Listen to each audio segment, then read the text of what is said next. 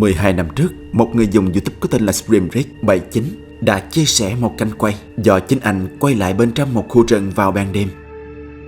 Anh cho biết trước đó mình có nghe những câu chuyện khó tin xảy ra thường xuyên ở đây, được thuật lại bởi những người đam mê qua đêm trong rừng. Họ nói dù không bị quấy phá trực tiếp, nhưng trong đêm vắng khi nằm trong lều, họ nghe rất rõ những tiếng bước chân đi qua đi lại bên ngoài lều, giống như đang có ai đó rình rập theo dõi họ vậy. Và khi đi kiểm tra, họ đã nhìn thấy một cái bóng không rõ mặt mũi đang di chuyển nhanh như muốn chạy trốn.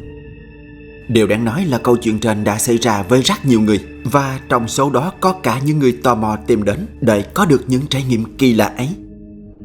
Đó là lý do chính Mike và người bạn của anh ấy có mặt bên trong khu rừng này lúc nửa đêm. Khi anh ta và người bạn đi vào khu vực luôn có những điều kỳ lạ xảy ra. Mike nói anh luôn có cảm giác giống như bị ai đó theo dõi từ phía sau. Vì đoán đó không phải là cảm giác tự nhiên mà có, nên anh và người bạn quyết định dừng lại theo dõi.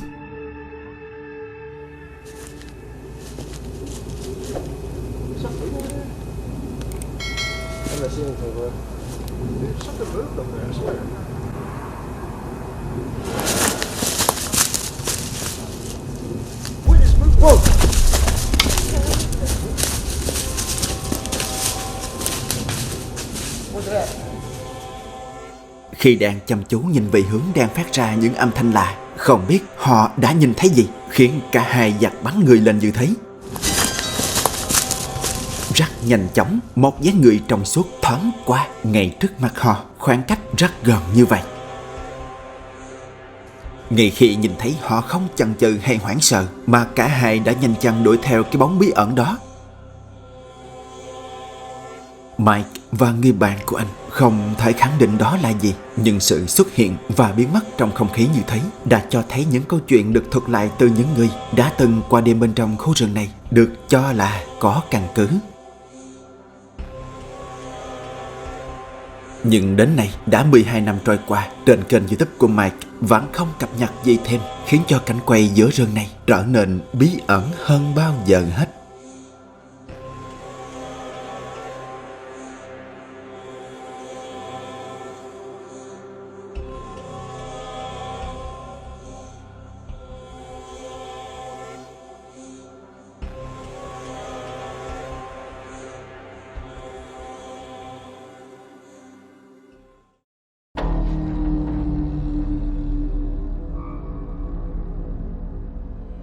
Cảnh quay an ninh sau đây được chia sẻ cách đây 2 năm trước bởi một người dùng Reddit có tên là Herring.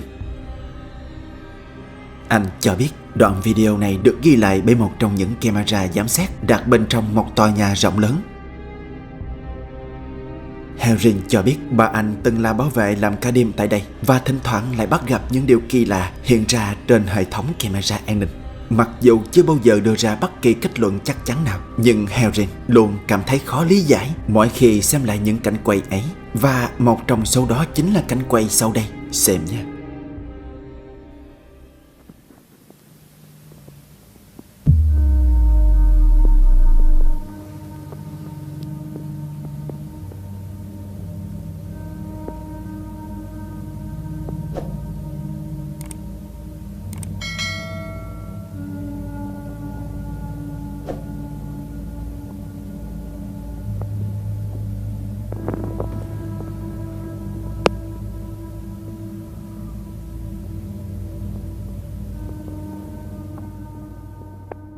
Bên trong một hành lang tối, một hình thù kỳ lạ xuất hiện. Nó không di chuyển rõ ràng, nhưng dường như đang lắc lư nhẹ nhẹ.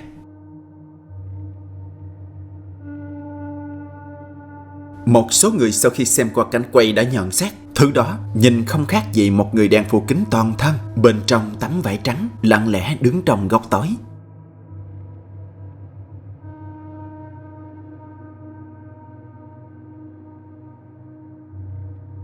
Mặc dù hình ảnh không rõ ràng, nhưng cái bóng lạ này lại có hình dáng rất giống một con người, không đầu, không tay, không chân. Bạn nghĩ sao về đoạn ghi hình kỳ lạ này? Nếu có cảm nhận gì, hãy để lại bình luận bên dưới. Chúng ta sẽ cùng thảo luận nha.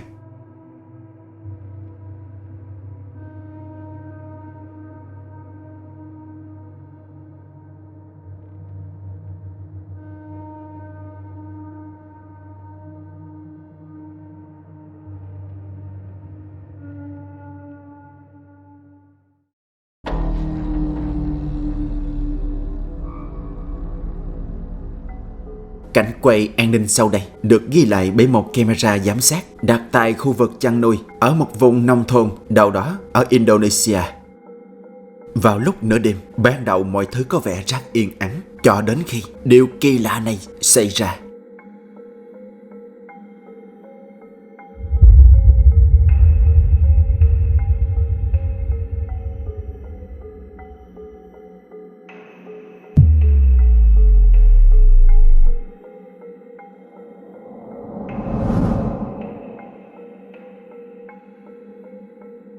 Dường như mấy con trâu đã cảm nhận được một điều gì đó bất thường. Quả thật không lâu sau đó, chúng đã bỏ chạy bởi thứ này. Ở phía bên kia, bỗng nhiên xuất hiện một hình dáng mờ mờ, rồi bay vút lên cao, tan biến.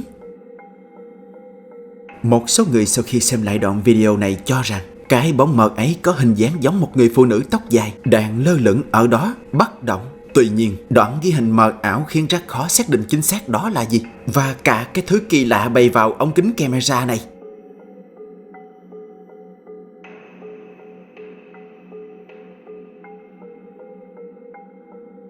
Điều đáng chú ý nhất ở đây không phải là bóng trắng kia, mà chính là phản ứng bất thường của những con vật khi chúng nhìn thấy sự hiện ra đó.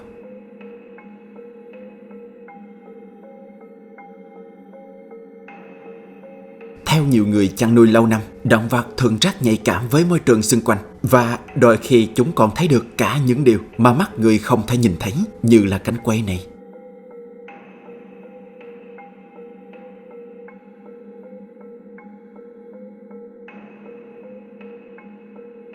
Sau khi xem qua cảnh quay huyền bí này, bạn có suy nghĩ gì không? Hay bạn đã từng nhìn thấy một con vật nào đó được nuôi trong nhà có phản ứng khác lạ giống như cảnh tượng này không? Nếu có, hãy chia sẻ bên dưới để cho mình và những người xem khác cùng biết nha.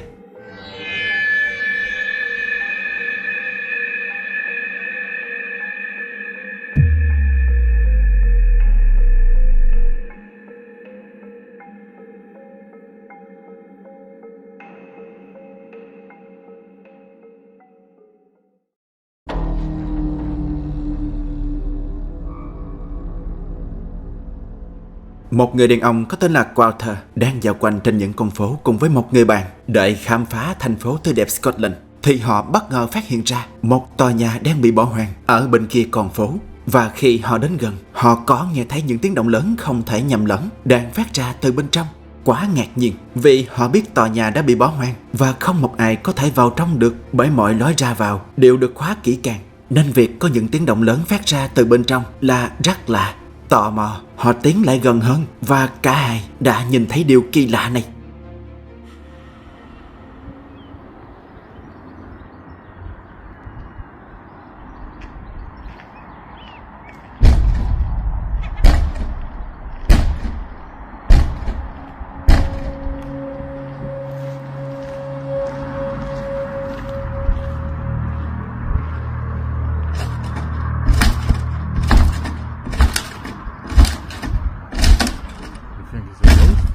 It is a ghost. It's just a wind. Mate. Must be a ghost. It's a wind. No, it's a ghost. Let's go. Fucking ghost. There's nothing else there.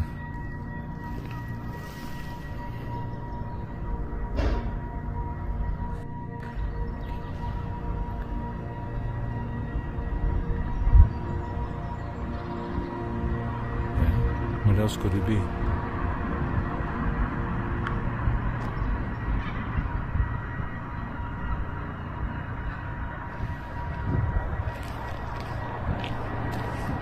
See? Really? I told you it was fucking haunted.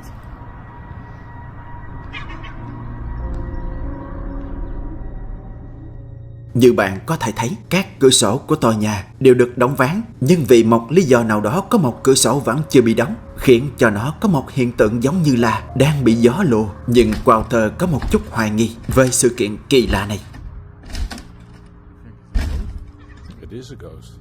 Vì nhiều lý do nên anh tin đó không đơn giản là một hiện tượng tự nhiên, nhưng anh ta cũng không khẳng định điều gì. Riêng cá nhân bạn thì sao? Bạn nghĩ đó có thể là một cơn gió lùa qua cửa sổ, hay nó có liên quan đến những thứ đen tối đang ở bên trong tòa nhà đó? Mình cùng nhau bàn luận nha.